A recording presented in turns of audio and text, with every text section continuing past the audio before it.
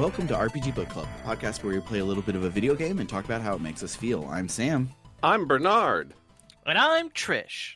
And today we will be starting our playthrough of Lufia II, Rise of the Sinistrals, covering up until we meet Iris. But before we get to all of that, how was Sonic Crossworlds? Oh, well, it's really... I was going to talk about how I got a new job. Okay, you can do that. But that's cool, too. I got a new job! I've really been needing a new job, and I got a new job! Oh, yeah! This is happening! And I'm so excited. It seems like it's, you can't ever tell before you start the job, but it seems like a really good job. Mm-hmm. So I'm excited about that. And also this past week I played, because I have been just playing old PlayStation games for some reason, I played Infamous 2009. I love that game. It's pretty good. It is very janky. It is very 2009. It's got everything. It's got desaturated graphics. Yep. It's got overly simple binary moral choices. Yep. It's got a main character who's a bald, white, gravelly voice dude. Yep. It's got clambering up buildings. Yep. It's got everything. And, everything. It's pretty silly, and I was actually playing it through the PlayStation Plus game streaming thing, because you can play PS3 games streamed there, and it worked perfectly for me. And granted, I have good internet and a wired connection, but I was surprised how perfectly it worked. Yeah. So that was cool. There were some performance issues, but then I realized, oh, that's just how PS3 games were. Yeah. And after I beat Infamous, I started playing Ratchet and Clank HD the same way, and the frame rate is just perfect on that. Nice. Is that the movie tie-in remake of the first one? No, it's the HD version for PS3 of the 2002 game. Okay. And it's a 2002-esque game. Yeah. Because the movie tie-in remake one is fine, but not as good as the OG. So I was going to tell you should play the OG, but you already are. Yeah, that's what everyone says.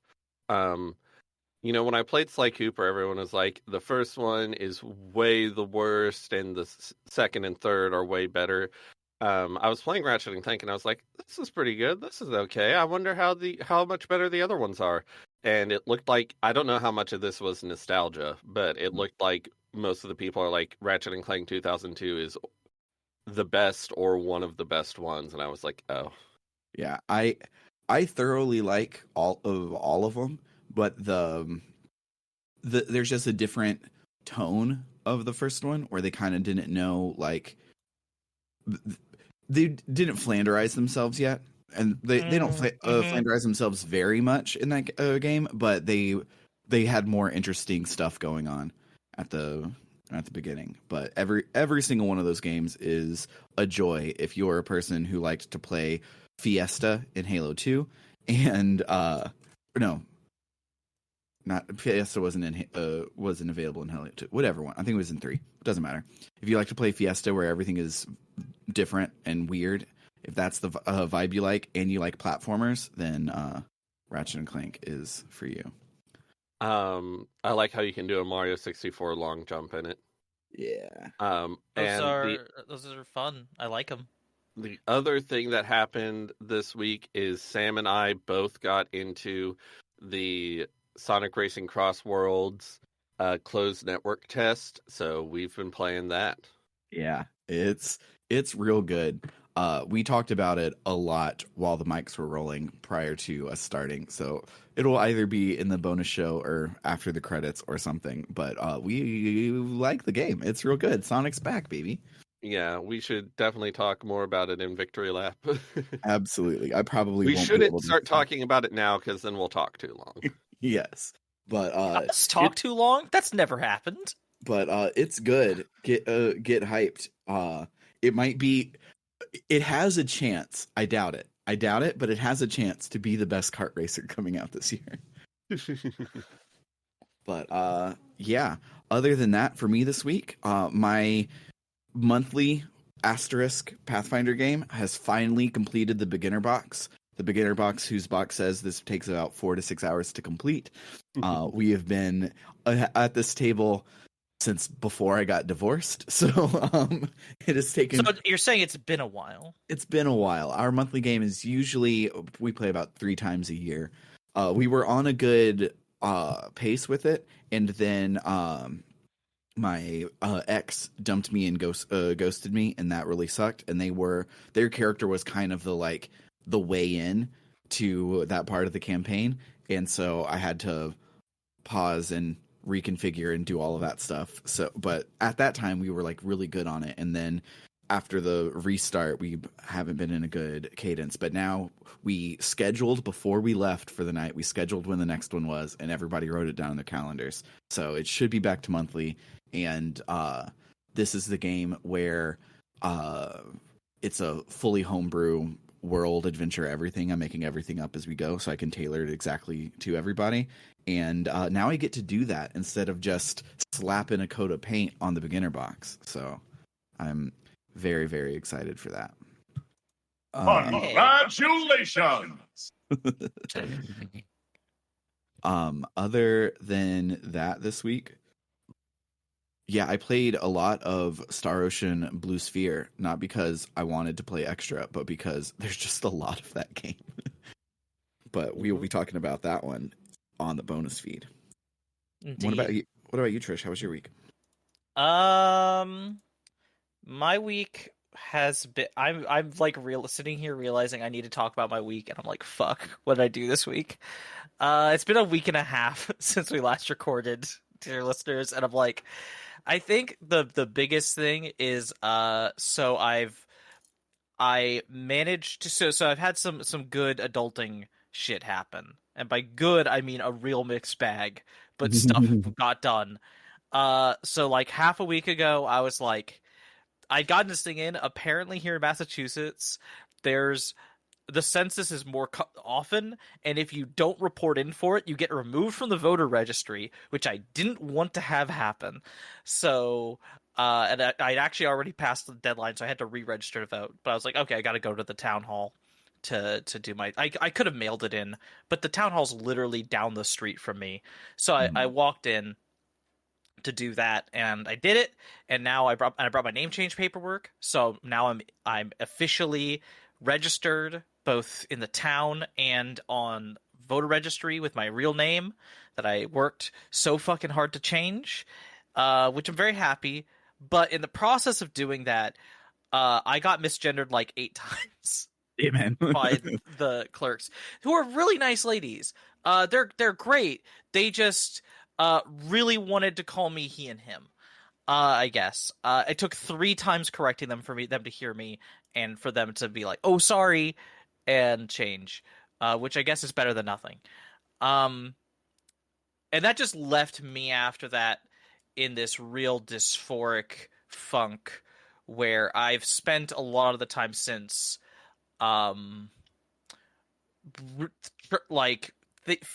either miring myself and feeling like I'm never going to pass, as like just where people will just look at me and go woman, or thinking of like what steps I could take to fix that, and then going, okay, but if I do all those things and it still doesn't work, I'm gonna want to throw myself off a building. So that happened. That's done. I'm mostly recovered from that. And then the other day I was like, I've gotten my name change updated with my insurance. So now I'm going to go to this local clinic and I'm going to go do that. And I don't want to put my wife through driving in the city that's in. It's the nearby city of Worcester here in Massachusetts. I've been informed I have to pronounce it that way. I don't want to know what the punishment is if I fail.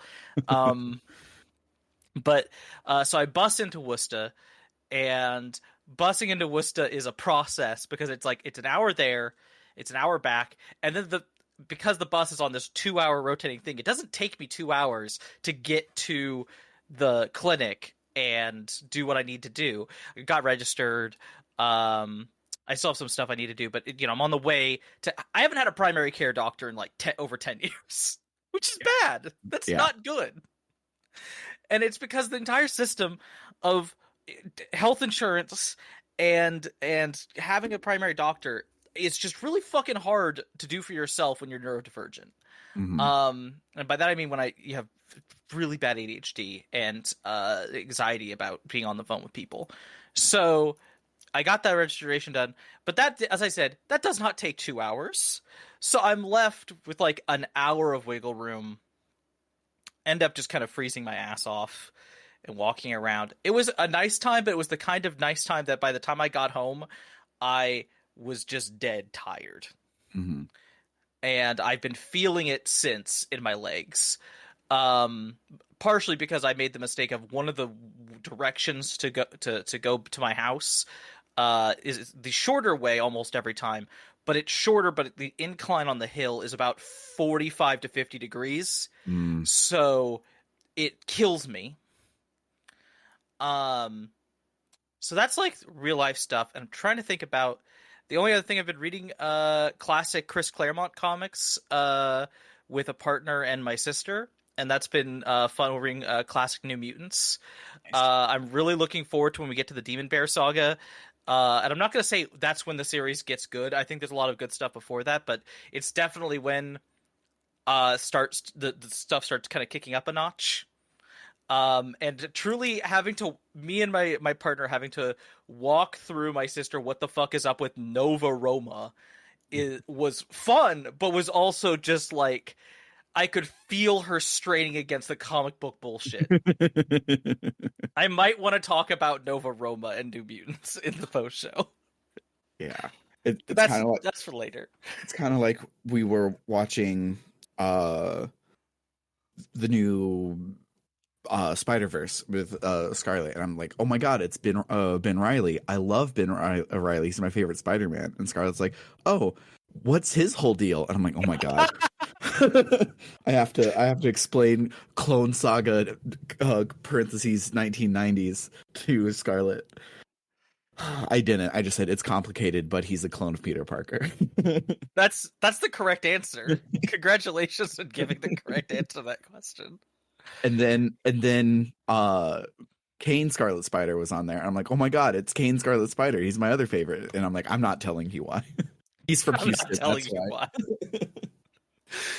That's valid. Kane is such a fucking whole bag of nonsense to explain to someone, and it doesn't come out to much. No. It's not like one of those things where you spend 20 minutes explaining a comic book thing to someone, at the end they're kind of left going like, oh, okay, I kind of get it. You spend 20 minutes explaining Kane Scarlet Spider to someone, and they go, why the fuck did you tell me this? Yeah. But yeah, comic books are nuts. They are. But yeah, I don't have a good segue, so let's just talk about Lufia 2. Woo! I think we should have named the thing here. It says Tufia and the Fortress of Doom. It should have been Tufia and the Fortress of Tomb with a TW. I thought of that, but I was like, that's a bit much. I don't believe in a bit much. I believe in much bits.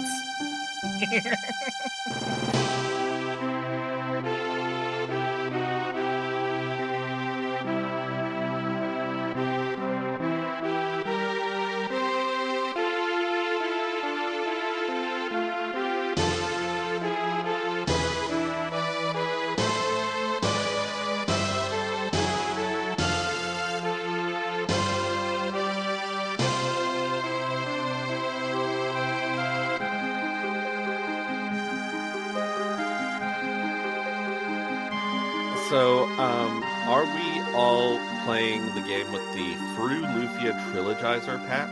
Yes, I am. You told me to. Yes, I did. Sam, I are you? listened. Yes, I am as well. All right. So, yeah, this apparently fixes a lot of bugs and stuff, cleans up the translation a little, and makes the names of things match the other games properly.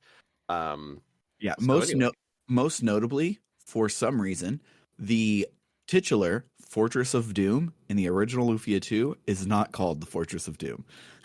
Yeah, it's called like the Sky Fortress or something. Yeah, and so the but specifically the trilogizer version of Fru Lufia there's a trilogizer patch for 2 and for The Legend Returns that makes them have Lufia 1 words so that you can know what's going on better, and that's a very nice quality of life, especially when we're talking about these 2 games back to back.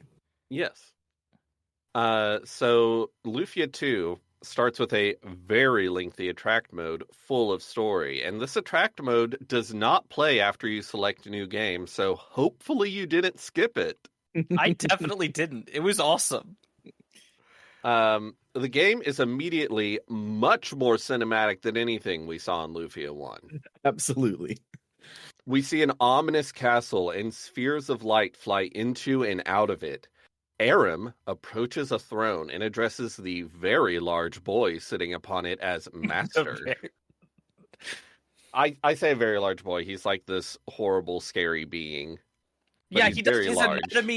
His anatomy doesn't super conform to anything we human beings would recognize. I would say. Yes.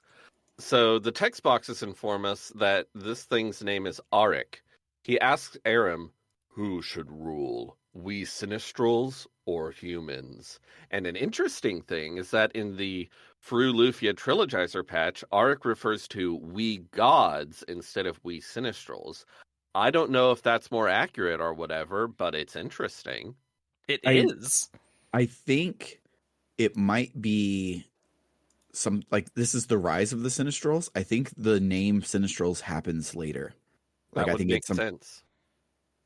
That's at least my take on it. We'll see if I'm accurate. they wouldn't have called it World War One. Yes. Sort of situation. Aram immediately answers that the Sinistrals / gods should rule. She asks Auric why he would ask such a question. Auric says judgment time with the dual blade has come. Aram asks, are you saying the dual blade is resonating? And I'm like, well, as far as I know, that's what it does. And that's the main thing that bitch does. Something energy. Yeah. Auric asks Aram to go. She says she will, turns into a red ball of light, and zooms away from the castle. I wish I could turn into a red ball of light and zoom away. Yeah. The red ball of light flies across the world map, Mode 7 style, and the title appears. Lufia II, Rise of the Sinistrals. You have to linger on this screen for a long time before the attract mode story scenes continue. Oh, no, for real. I thought I broke something. It's forever. So you'd be forgiven for pressing start and just going along. Which is what I did all the times that I've started this game before. I was like, all right, this is the title screen. And so I pressed start and continued. But when you said there's a very long one, I was like, that wasn't that long. And so I just let it go. And I used speed up and still let it go for a while on speed up. And then it continued to have more stuff. Yeah. So, yeah. We see soon-to-be legendary hero Maxim in a shop with a young woman named Tia. They talk about how there's monsters in the North Cave, and it's Maxim's job to hunt them. Tia implores Maxim to be careful. And I found it really cute how, it seems like a standard thing for a sprite to have in this game is a pushing animation, because you have to push things in the dungeons. And Tia does a pushing animation on Maxim to imply putting her hands on his shoulders. It's really good. The sprite work is so fucking good. Yeah. Anyway, that's a memorable moment that I should have saved, but oh well. Now we see soon-to-be legendary hero Guy standing around in another town. A woman named Hilda approaches and says Jesse was looking for him. Turns out Jesse is mad at Guy because he forgot their date and went off to fight monsters. What a jerk! Hilda scolds him, and he says, women don't get it. It's a man thing. Okay. That's so the proper, okay.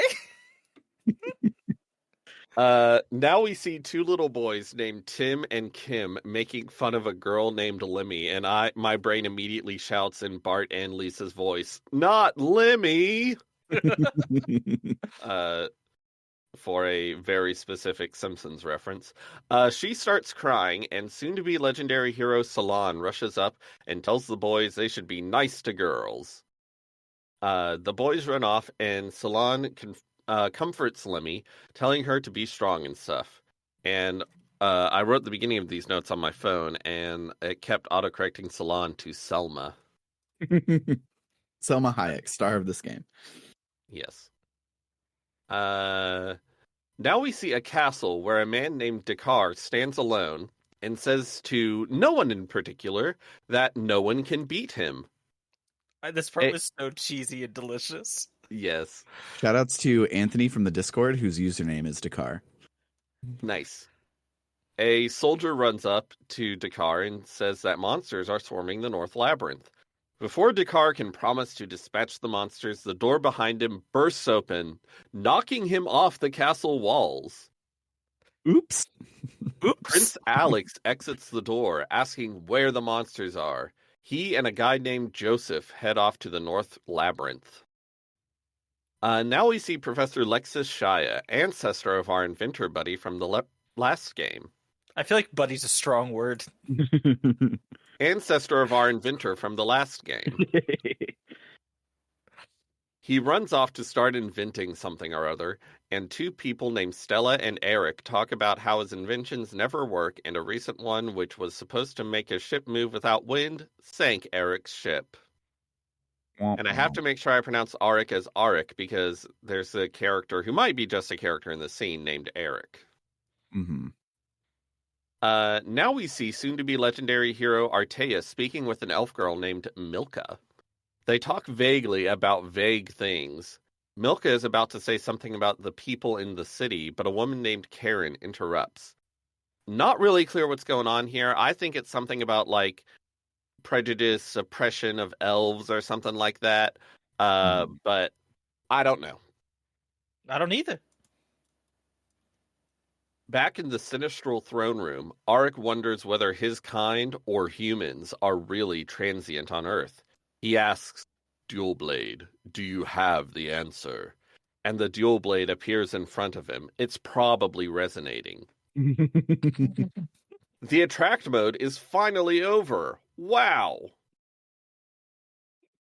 And it worked on me. I'm attracted. I'm ready to play this game. Yeah, it's real good. And we haven't hit start game yet. Yeah. So now we get to name our character, but his name is Maxim, and we've been calling him that the whole time, so it'd be absolutely ridiculous to name him after a frozen pizza brand or something. Anyway, Maxim heads to Tia's shop in the town of Elcid to sell some monster bits he collected while hunting. Turns out prices are down because there's so many monsters lately. Tia flirts at Maxim very indirectly and then gets real mad when he doesn't pick up on it. People, sorry, when I say people, neurotypical people, not everyone can pick up on flirting. We can't read your fucking mind. Oh, and she's being very indirect. He's being saying that, so indirect. So you're saying that Tia's ableist. You know what? Yes, I am. I am literally saying Tia from Lufia II, Rise of the Sinistrals, is ableist, and you can quote me on this. All right, we'll do. So if we poke around town and talk to people, we might find out some things are quite different from the last game. For example, you don't learn spells from leveling up. You have to buy them in a shop. Also, the menus are good. Yeah. That's a big change. As we go to leave town, a mysterious old man stops Maxim and tells him to come to the nearby cave so he can teach him how to dungeon. So we're 5 minutes in, and we already have a mysterious old man in a cave. Some things never change. Truly. It's like, immediately, yeah! We know this is Lufia. But dungeoneering is quite different. Oh yeah. In dungeons, enemies appear on the field rather than randomly. They only move while you move, so you can try to avoid them if you like. You can even shoot them with an arrow to paralyze them. In fact, arrows and soon other dungeon items will be used to solve Zelda-style puzzles in these dungeons. And naturally, we'll also be like pushing and pulling and picking up and throwing things to solve puzzles. And there's even more to it, but we don't need to get that granular. No. This isn't the JRPG canon. If you want to get that granular, go listen to that episode. Yes. After Maxim has had his fill of the old man, he heads back to El Cid and goes to see Tia again. His fill of the old man? Yes. They have a cute scene where they have dinner together. It's great. It's so good. Tia asks Maxim why he's always fighting monsters. It's an unusual life. Maxim says he's been fighting ever since he can remember and never asked himself why. After dinner, Maxim heads outside just in time to hear a townsperson run up and say a horde of monsters appeared in the nearby cave, which leads to the town of Sundleton. The monsters have also locked the door at the far end of the cave, so there's no way through unless someone gets the key back. That definitely sounds like a 2-stage dungeon to me. Yeah. Maxim heads off to the cave to save the day. The guard at the entrance says a young woman showed up and went into the cave alone, ignoring his warnings. He says there was something strange about her. Maxim enters the cave and does a bunch of puzzles. Eventually he finds the lizard man who stole the key. He kills the lizard man dead. Yeah. After the fight, Maxim wonders how a lizard man got smart enough to steal a key and why it would do so in the first place. A little bit racist there, but I'll just accept that in this world, lizard men are not normally that smart, I guess. Maybe it's like a dog, and it'd be like, why would a dog steal a key? Maybe it's something like that. Maybe. But the fact that it has man in its name makes it weird. Yeah. A woman enters and asks if he would like to know, addressing Maxim by name. Maxim is, of course, weirded out because he doesn't know this lady. She says she can see the future. Okay. Maxim is like, who the heck are you? And the woman is like, don't worry about it. Anyway, the ball of red light that appeared a couple days ago is why monsters are getting smarter and more aggressive. She says an attack on humanity is coming, but Maxim has the power to confront it. Maxim is like, that sounds like a call, and I'm a hero, so I better refuse it for now.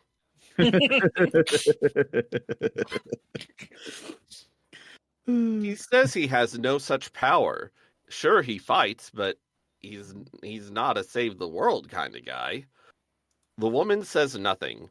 He asks what the ball of light is anyway. Is it like a person or a monster or what?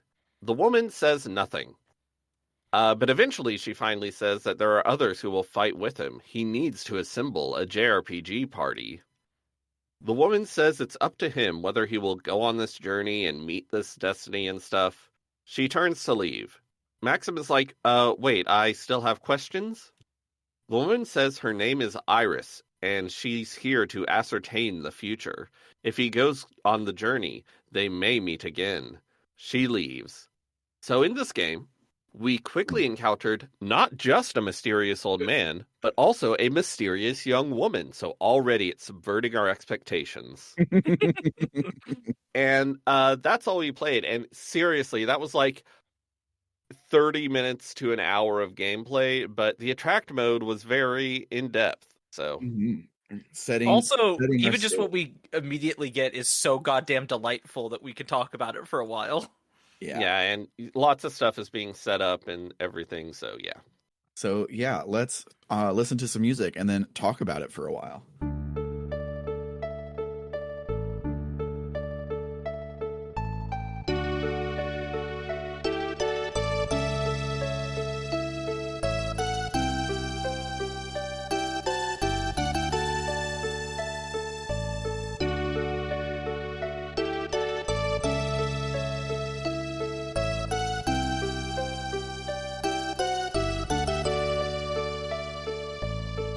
So yeah, this game fucking rules. It fucking rules. It's like it is so much more advanced than the last game. Yeah, it is.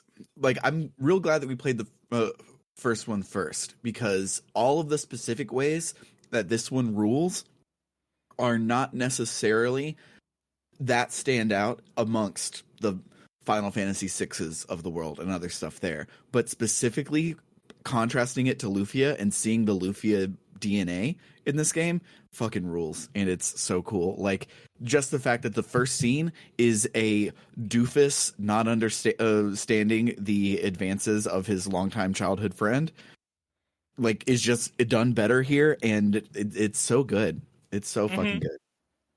There's just this feeling through it where I would describe it as like everything that made the first game uniquely Lufia has been turned up to 11, and so much of the more generic JRPG elements have been like carved away to just leave the most Lufia-esque shit, and then they added more new stuff that also feels so distinctly Lufia. The dungeon, we've only got one dungeon so far, but it's a well-designed dungeon. For a first dungeon, this is like in depth. And the fact that solving it, getting the key, makes the like, because like it's not just a dungeon, it's also like the tunnel you use to get from one town to another, and doing the dungeon and getting the key makes the path from one area to another much more of a straight shot, which looking back at Lufia 1 would have been nice sometimes. Great. Yeah. Because a lot of those dungeons also serve that sort of purpose, but there was never a straight shot. It was always a, let's try to remember which series of stairs and doors go where. Also, they seem to have taken to heart the criticism that random encounters were too much, because now you still have random encounters on the overworld, but in dungeons, they're on the field, which is interesting. And it is not totally unique for this time, but fairly unique. Of course, like Earthbound did it in 94, and this was 95, but still, it like not a common thing. I also love that in dungeons, it's a mystery dungeon with JRPG battles more than it is like it's a Zelda mystery dungeon with JRPG battles, which is a very weird set of things to be, and it's cool. And next week we'll be introduced to another new mechanic, which is pretty unique and interesting. So we're gonna get to go hunt some for Pokemon. Yeah. Oh yeah, and there's gonna be Pokemon. That wasn't even the one I was referring to. Yeah. In the one of the next dungeons, they do a real cool thing with monsters on the overworld. So I will talk about that one when we get there. But yes, it's very good, and I like it a lot. Yeah, It's I only so played wild. ahead a tiny bit just to see, do we want to stop after Iris? And I got to Sundleton, and I was like, yeah, it seems like this is going to be a whole scenario here. So Yeah. I like I said previously, I have played this game before, but I literally haven't really played this game in well over 10 years.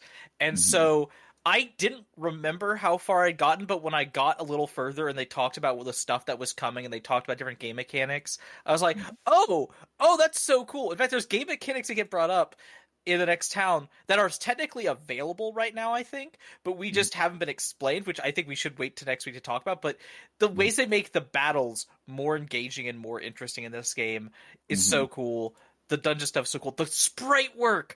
We talked about how nice the maps were last game and how good so much of the sprite work was. And this game just turns that up to 11. It's delightful. Yeah, It has a very distinct style. The sprites are less tiny and cute, but they're really good. They look more like a Final Fantasy VI than like the last game. One adjective I feel like could be used to describe most of the last game was dinky. And there's nothing dinky about Lufia 2 so far. Yeah. No, it is very, very great. It's not dinky, but it is denki. Because that's part of the name of the Japanese version. Yes. That's a good joke. And I realized that right after I said dinky. Anyway, Anyway, moving on. um, The scene where they have dinner is just really cute. It's so They cute. uh Tia is like, "Hey, I made dinner. Do you want to have dinner with me?" And he's like, "Yeah, I'd love to." And she's like, "I wanted to make something really special, so I got this rare fish." And they start eating, and she's like, "How is?" Maxim starts eating, and she's like, "How is it?" And Maxim's like, "How about you try it?" And she tries it, and she's like, "This is really bad." And he's like, "Yeah, but your cooking is good, so I think it's just this is a bad fish." mhm. And they're like, "Yeah, this fish kind of sucks." And Tia's like down about how she wanted to make something special, but it turned out bad. And he's like, "No, if you put lemon on it, maybe it's fine." And I'm It's like, "Yeah, cute. It's it's so just cute. so good." Yeah, in the Wild Arms are just secret sequels to Lufia thing. The thing that was such a delight in Wild Arms 5, where all of the like cutscenes were just like characterful moments, and they spent time to waste time on character things that aren't important, apparently is also a Lufia 2 thing. And so Wild Arms is just, they're hacks, all of them. But I love seeing all of the different DNA that goes forward into that other series that I don't think anybody is connected between the two, but Yeah, Taito. I don't think anyone from Neverland went on to Mediavision or anything, but it's possible Mediavision took inspiration from Lufia. Yeah, it's especially the mechanic that we're none of us are talking about, but all brought up, is like the main mechanic of Wild Arms. So it's The stuff outside of battle. no, the in battle stuff. The Oh, yes, Yeah. that. Yeah, that's like the main battle mechanic of Wild Arms, and it's stolen from here. So it's very very crazy how, like, because I didn't play Lufia 2 back in the day, I just cemented in my brain that these are all Wild Arms 2 things, because that's the thing that I started first. And it's nuts to see how much of a ripoff it is of Lufia 2. But that just means that they have good taste. Yeah, this game is really good. And we got a little bit of quiet character moments at the beginning of the last game, but then those sort of stopped being a thing for most of the game. Mm-hmm. So hopefully we get more of them in Lufia too. Yeah, the fact that the attract mode had quiet character moments for all of the party members and potentially other important NPCs. I don't know which. I don't remember from the beginning of Lufia 1 which ones are all going to be party members. But it makes me think that we will probably have them more later, but we'll see how that pans out. The party members are all the ones where I said soon to be legendary hero. Yeah, but I don't remember what all of you said there. You expect us to remember what you said 10 minutes ago? Dakar is not going to be a party member, I'll tell you that. Well, Yeah. he's not going to be one of the legendary heroes. Yeah. This game is so cool. It's so cool. I'm so impressed how this game came out like a year and a half after Lufia 1, and they powered up in that year and a half. They really did. Feels like Lufia 1 was like, okay, let's get this shit down. Let's figure this out. Let's do our game. Now that we know how to do that and we know we can do that, let's make the game we wanted to make. Let's go wild and also take a lot of things we learned and maybe did wrong in the first game, like having a too much encounter rate, and learn from those and just go nuts. Yeah. I'm so excited to play more of this game. Same. It was hard to stop when we got to the end of this section. So especially because we had barely started. But yeah, anything else to say before we wrap up this episode? I feel can't like think of anything. Prequels are inherently a little boring, but I found that I'm really interested and invested because already we've got like this mysterious character of Iris who we don't know anything about and we haven't heard anything about from the previous game and stuff. And I'm like, what's going on? And how are things going to twist and turn in ways I'm not expecting? And and one thing I think it helps protect this from the prequel bit is we know of the legends of these characters, and we only got to see these characters' actual deal for one dungeon and a couple boss fights. So they have a lot of space where it's interesting to go and see what it is, even though we know they're going to win. You're going to beat the final boss of this game. Spoilers. So I can't believe you would spoil that. There's so much room in the middle where it doesn't feel like prequelitis, which is very cool. Yeah, I honestly, I understand the prequels have this inherent difficulty, and I mean, I'm not going to say they don't, but I have always felt like, not that is overstated necessarily, but like I've seen enough prequels that take it in really interesting ways and make it work to like not want to throw the baby out with the bathwater. Yeah. But yeah, I'm real excited to play more of this game. Me too. So we're going to wrap up this episode so we can talk about Sonic comics, and then after that, play more Lufia 2. So we're gonna end this episode. I'm immediately gonna boot it up. If you like what you heard today, you can head on over to www.rpgbook.club, where you can donate to help support us. If you do, you'll get some extra benefits.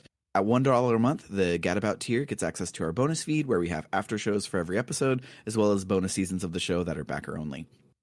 At $5 a month, the Warrior tier gets the above, but I also read their names at the end of every episode, just like this.